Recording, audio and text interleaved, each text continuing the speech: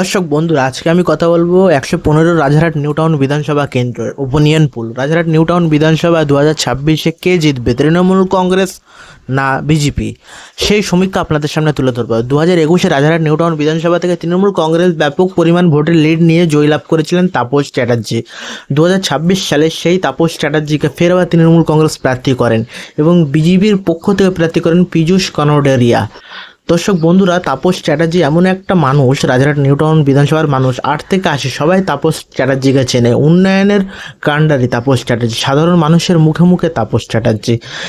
ঈদের কেনাকাটা হোক বা পুজোর কেনাকাটা হোক, তাপস চ্যাটার্জি রাজারহাট নিউ টাউনের একটা ব্র্যান্ড। দর্শক বন্ধুরা, 2026-এ ফের তৃণমূল কংগ্রেস তাপস চ্যাটার্জিকে প্রার্থী করেছেন।